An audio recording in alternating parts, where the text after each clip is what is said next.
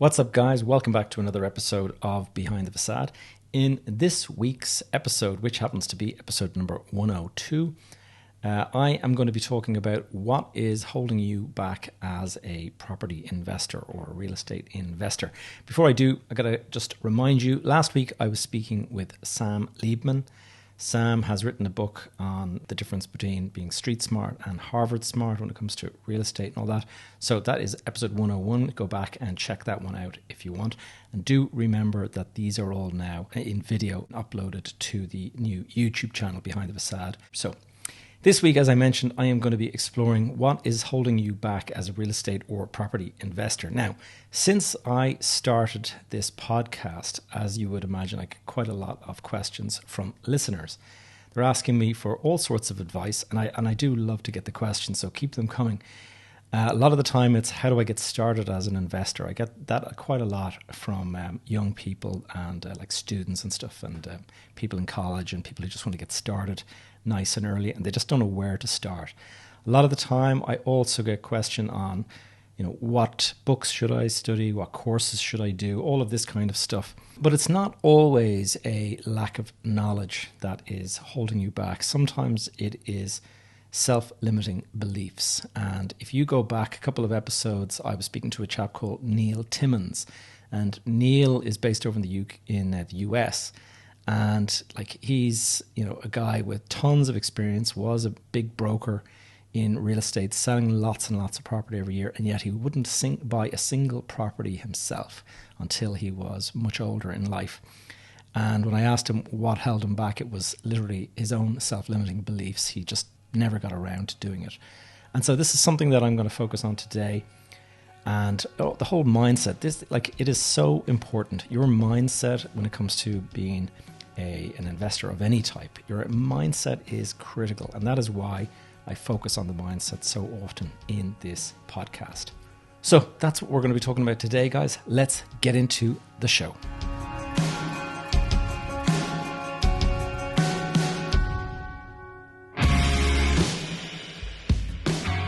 You are listening to Behind the Facade, and I am your host, Gavin J. Gallagher. On this podcast, I explore the mental and emotional game often playing out subconsciously both in your mind and the mind of everyone else in the real estate or property investment market. The key to success in this game is to master your mindset and behavior, to take control of your thoughts, your emotions, and most importantly, your ego. Welcome to the show. All right, guys, before I get into today's show, I just want to give you a couple of updates. We are into April. As I'm recording this, it is the 2nd of April. So that makes it the first week of Q2, quarter 2, 2022. And it's always good practice. Well, certainly I believe it's good practice to review your previous quarter. I like to look at things in a kind of quarterly fashion. And I kind of make plans for the next 3 months. I'm going to achieve the following things. So I like to review at the end of that. I like to sit down and review, what has happened in the 3 months that has just passed. What has happened that was good? What has happened that was bad? And also then I look at what I achieved. And I compare that against the plan that I set for myself.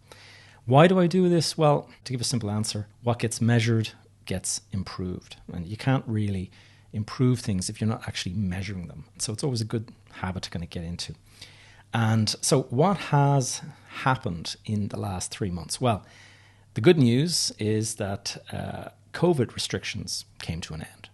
And that was great news. It was great to see, we don't have to wear masks anymore and all of that kind of stuff. But COVID is now absolutely rampant. And I can tell you because I spent the last week isolating. My wife and my daughter both caught COVID. 5 or 6 of the children in my daughter's class in school have COVID. And so because my wife had it, I had to stay home and didn't want to kind of bring it into the work and possibly spread it in work. And so pretty much everybody I know, when I was telling people that I was working from home, everyone was saying, yeah, I've got it, or my child has it, or my nephew has it. And so it is absolutely rampant at the moment. And the only saving grace, I guess, is that this Omicron variant is not that serious, or it doesn't seem to be that serious. What else has happened? Well, as you guys know, on a personal level, I have gotten married in the last 3 months. And so that is great news. But that was kind of interrupted then a few days later by the news around Ukraine and the invasion by Russia. And that is like as bad as you can get. And it's absolutely tragic. And I am, personally convinced there are war crimes going on there. I actually have to stop myself from this doom scrolling on the phone and stuff. But I watch, videos from BBC and all these places, and I mean, it's graphic videos of what's happened and stuff, and it's absolutely heartbreaking. So my heart goes out to all of the people out there, the civilians that are trying to escape the danger, and they're being like shot at and stuff like that. It's really awful. Economically, what has happened? Well, if you go back if you go back to sometime in probably November or something, I think I did an episode on the global risks that could impact the economy. And as was predicted when I did that, it talked about a stock market fall as a risk. And that, sure enough, that has happened. If you've watched the stock market over the last 3 months, it's been gyrating like crazy. And a lot of people have bailed out and then bailed back in and then bailed out again and stuff. It's like a roller coaster.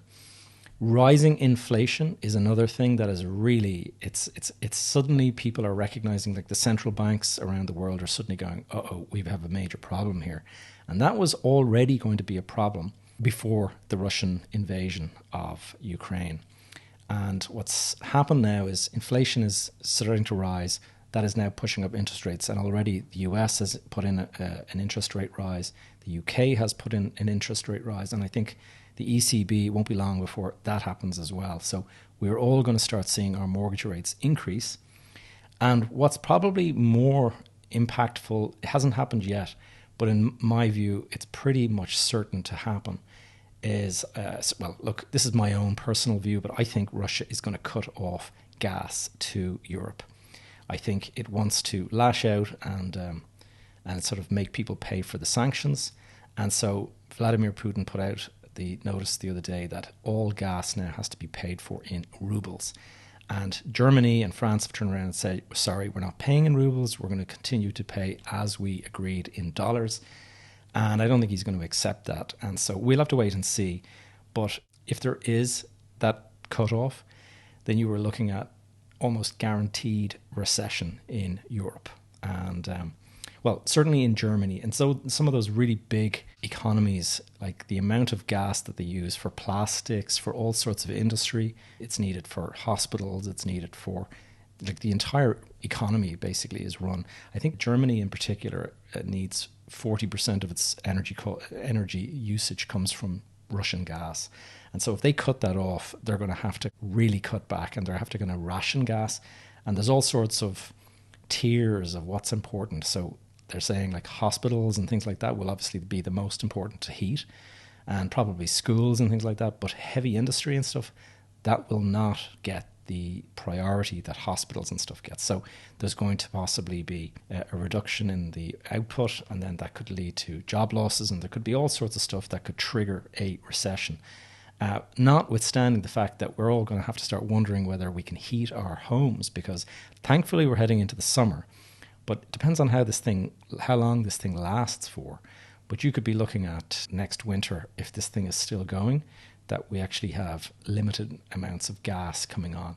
Another thing that I like to review, as I mentioned just a moment ago, was that I like to just go over my plans, what I had planned to do in the quarter and what I've achieved during the quarter. And I compare it and see, how am I doing? Am I over ambitious, or am I undershooting it? And so what have I achieved? Well, I restructured my mastermind, and anyone who's been paying attention to the different stuff that I do, I had a 12-month mastermind program. I've now restructured that, and I've made it into a 6-month program, much, much more focused. I might talk a little bit about that later in the show. And I've also created what I'm calling the Property Investor Readiness Test. Now, that is not, it probably takes you as long to read that title as it does to actually complete the questionnaire. It's like 3 or 4 minutes. It's 20 questions. And by the way, there is a link in the show notes if you'd like to give that a little try. It's really just kind of a curiosity, like if you answer these questions, it gives you a score, and the score will tell you where you are in terms of being ready to get into property or not. And It's not particularly scientific. It's just my own little curiosity test. And lastly, I have restarted my weekly property investor roundtable. Now, anyone who was paying attention last year, I was doing this towards the end of last year. And it is basically a 1 hour free investor coaching session that I do over Zoom.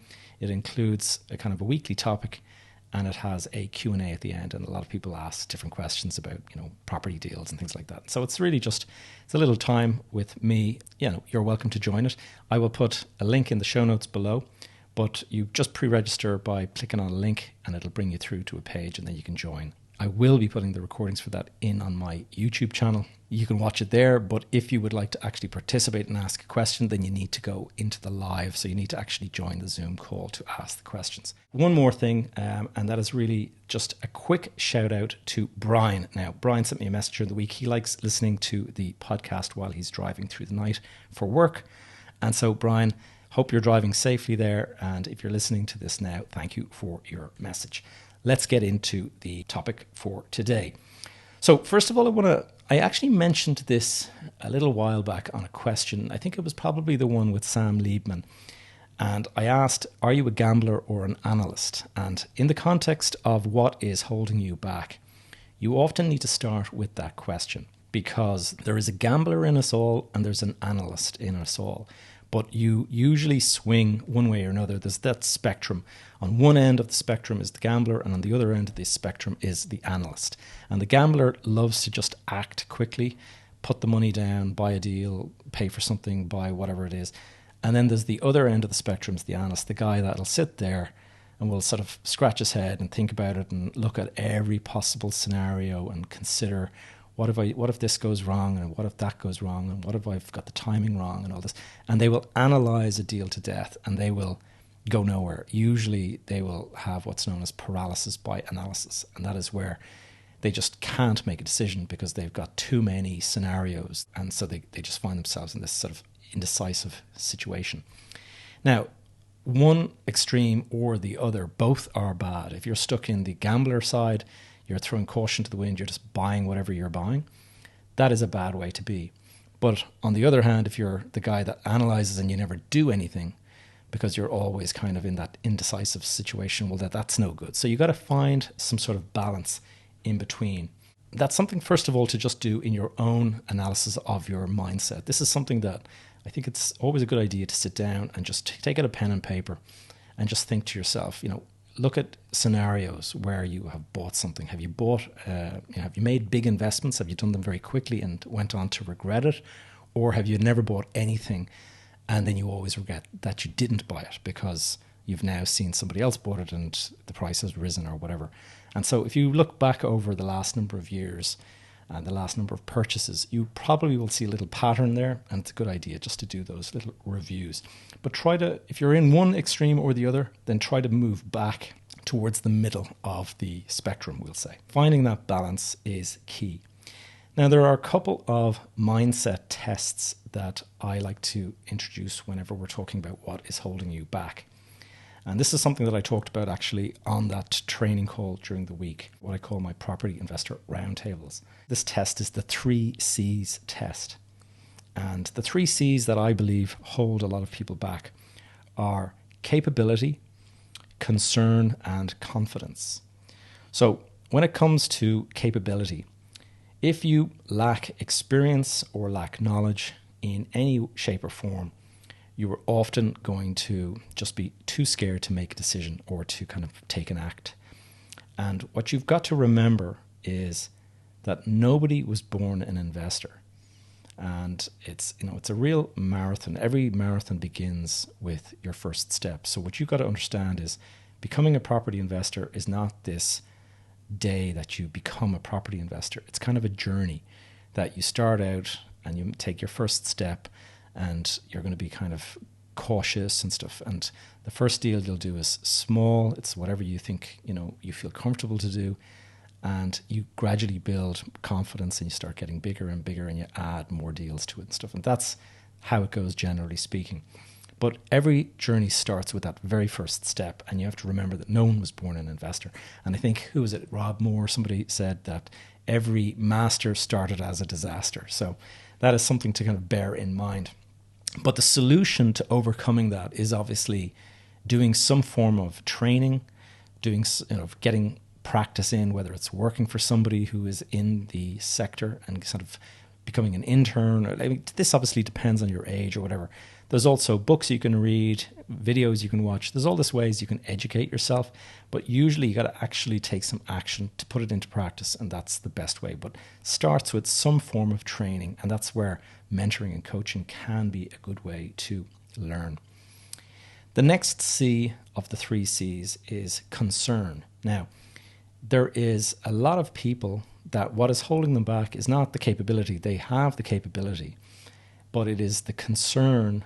And this comes down to what we talked about, the analyst side of people's personality. If you are a person who has concern, perhaps you've got the perception that the market has peaked, or so you could decide that you're going to sit on the sidelines and you're just going to wait for the crash to come. Now, I can tell you over the years, I have experienced that emotion, like having gone through the 2008 crash, seeing what happened and stuff. It does leave you quite scarred when you experience that and you kind of suffer. And so there have been times over the last, say, 10 years when the market has been going, up and up, and I was chasing deals at a certain price, and suddenly the prices have jumped. And you get this perception in your mind, you kind of say, you know what, the market has actually topped out, has peaked, and I'm going to step back now and I'm going to wait for it to crash. And now, thankfully, I didn't wait too long, because the reality is 5 years on, that still hasn't happened. It hasn't reached its peak, and 5 years you're just sitting on the sidelines. That is obviously a long time, and a lot of opportunity has been missed. So you just have to be careful that you don't come up with these perceptions that, a lot of this is down to cognitive bias and understanding how cognitive bias can impact your decision making.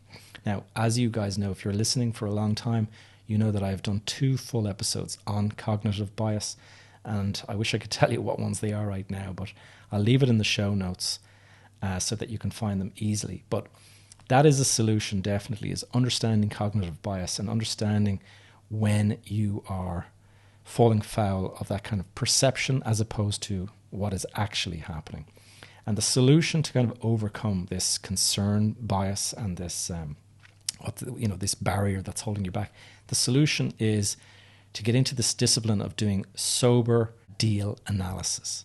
Just every single deal, like keep looking at deals. This is the key to it, is you keep going out, you keep looking at deals.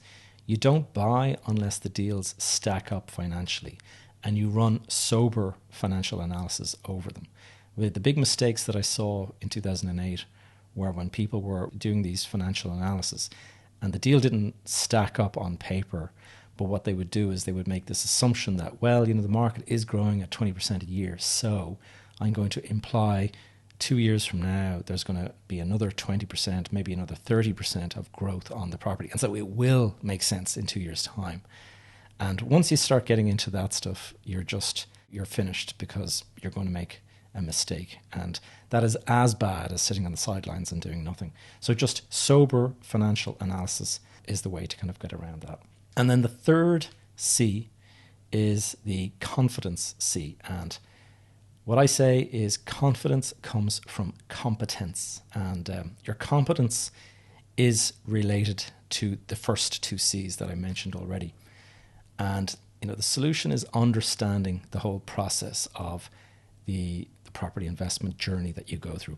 Like, once you understand how to analyze a deal, once you understand how it works with financing, once you understand all of this kind of stuff, it becomes very, very easy. You become very confident. In fact, you can become a little bit cocky, which that's where discipline comes in, and you have to kind of hold yourself back a little bit at the time and decide that, no, I'm going to go through the discipline.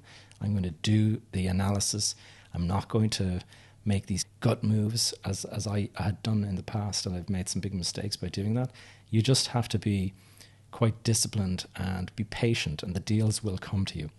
But nothing beats experience. And the only way you're going to get experience is to actually go out there and, make some mistakes. It is inevitable that you will make the odd mistake, but it is definitely worth your while to get started because, as I said this before, timing the market is almost impossible, but time in the market is going to stand to you. If you, like I bought a property my first property I bought in 1993, and I think I paid 79,000 for it. I think it was maybe 80.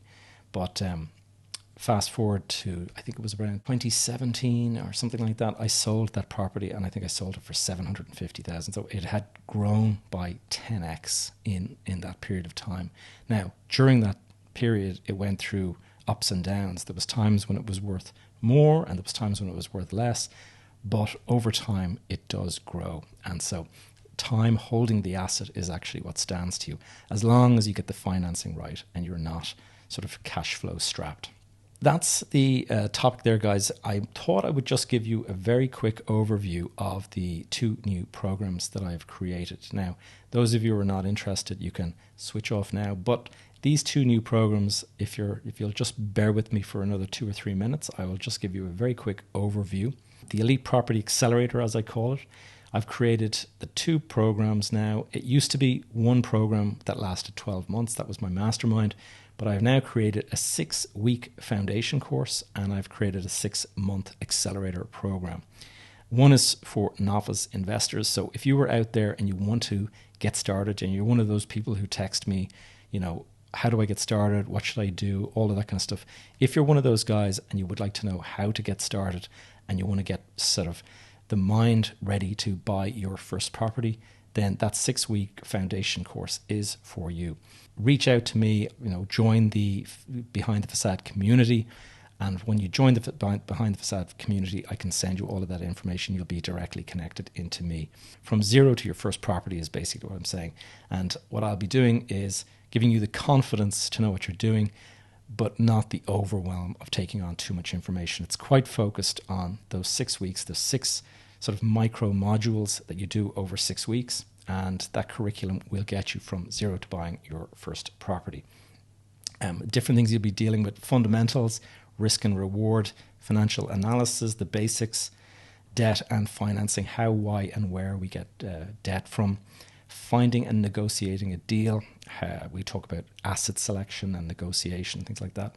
And then preparing for your first deal, that first transaction, the all-important deal that gets you started as a property investor. Now, talking about the 6-month accelerator program, this is aimed at the more intermediate investor, somebody who already owns or has owned property in the past and would like to either start again or start to scale what they have already done. The idea of this course is to really educate you on how to build a portfolio and how to find and recruit investors. There's a whole process to, getting in front of investors and convincing them to go and put money into a deal or whatever. And that the program takes you through all of those. So there are 4 core modules. Each one lasts for 6 weeks. And the first one is the roadmap, where you establish your strategy. The second one is the financial analysis, which is much more detailed than obviously the foundation program. The third sprint, as I call them, each module is called a sprint for 6 weeks. And that third sprint is portfolio build, where we'll go into all the detail you need to know to build a portfolio. And then the fourth one is the investor pitch, and that is how to go about recruiting investors. And that there is the end of the 6 month. Now, the benefit of doing these courses is live weekly coaching with myself, access to an online video platform with lots of additional information, an in-person meetup every 6 weeks, and there is a new intake. So I'm taking on new members to this program every 7 weeks. So if you would like to learn more about that, be sure to reach out through the Facebook group or through DMs or whatever, and just ask me, say, look, I'd like to get some information on that, and I'll be happy to just bounce you back info on it. So that's it, guys. Hope you enjoyed this week's show. It's a short enough one. Talk to you next week. Hey guys, it's me again. Quick favor before you go. If you could take a moment to just leave a quick review over on iTunes, or indeed if you're watching this on YouTube, please just like it and leave a comment below. If you do have any questions or topics that you'd like me to cover in future episodes, leave a comment, join the Facebook group. Alternatively, send me a DM via social media. And as you guys know, my handle is Gavin J. Gallagher. And don't forget to check out that link to the property investor readiness test down in the show notes. Right, so guys, that's it. I hope you are going to have an awesome week, and we shall catch you all next week.